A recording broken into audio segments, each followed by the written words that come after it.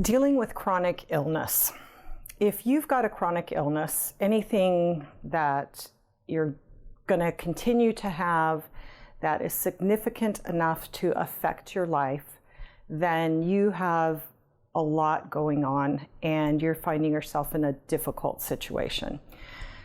It's the daily battle of dealing with the symptoms, dealing with whatever the pain is, whatever the cure is, or the relief, or the things that you have to do, whether it's exercise, whether it's sleep more, whether it's take medication, go to therapy, take supplements.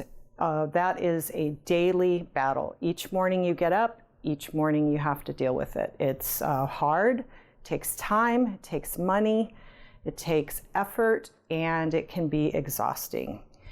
Now, the other thing that you're faced with is every day you wake up, you don't know how you're going to feel. You make plans. You would love to go do those things. You plan on doing those things. You wake up and maybe you don't feel good and you can't do those things. You have to be flexible. Your schedule changes. There's a lot of loss with that. There's a lot of discouragement, a lot of effort that goes into making plans and then having to make a call that says, I can't go, I can't show up. It's painful and it's difficult to face that kind of mountain that you have to cross in order to be able to say, yeah, I'll be there, or maybe I won't be there. Then the other thing is the loss of things that you can't do, because there are undoubtedly some things that you actually cannot do, and you've got to let go of those things. It might be things that have been really, really important to you that you now are no longer possible.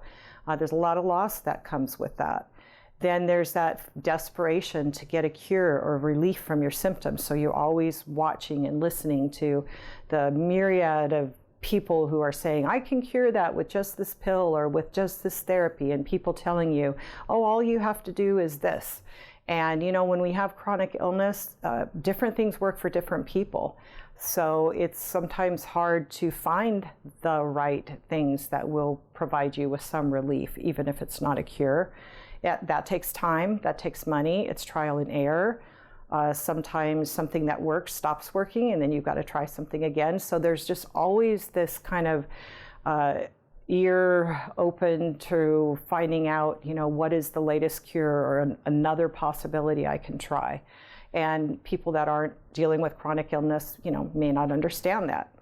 Then there is often depression and anxiety that goes along with it, because you're enduring some pain or some loss or some insecurity of not knowing how things are going to be, and that results in depression and anxiety.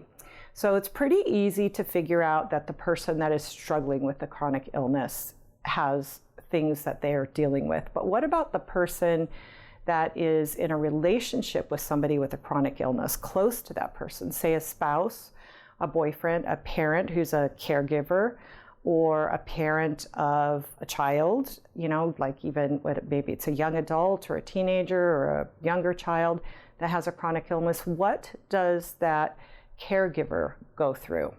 And often I find that the caregivers don't give themselves credit for what they're dealing with. And the person with the chronic illness, because that person is so hyper-focused on their own symptoms and their own struggles, which are huge, they don't tend to give the person that is supporting them the credit or the freedom to be able to say, gosh, this is hard for me too.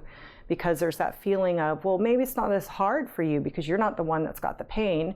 True, not the one that has the actual pain, which is better.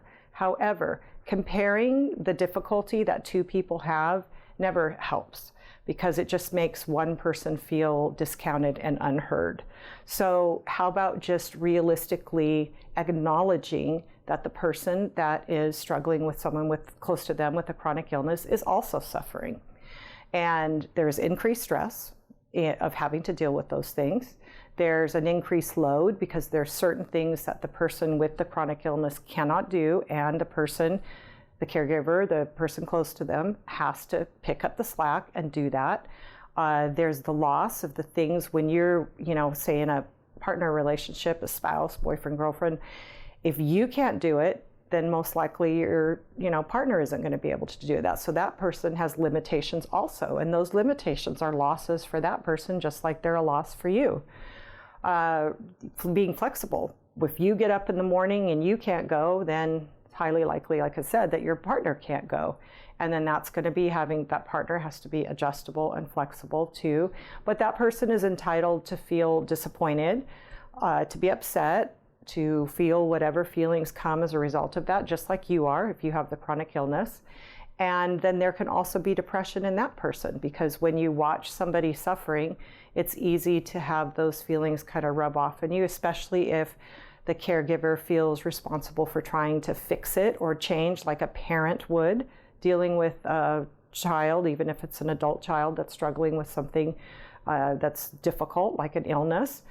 So you're going to feel all of that heavy weight and the depression that comes with that, with feeling in the end, maybe, I can't fix it and I have to learn how to accept it. There's loss with that too. So best not to compare. The best thing to do is to have empathy for each other, to acknowledge that both of you are struggling with the stressors involved with chronic illness in the family, in your partner, in a child, in a parent, and that as a caregiver, you are also struggling with that.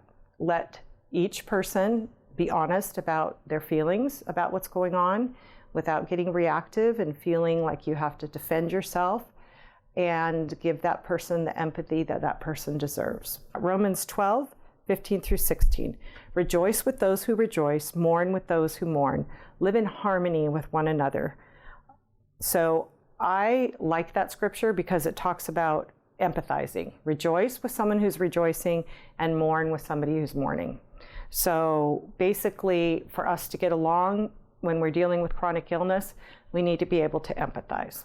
So again, thank you for watching this video on Change My Relationship, and please check out my books and studies on my website at changemyrelationship.com. Thank you.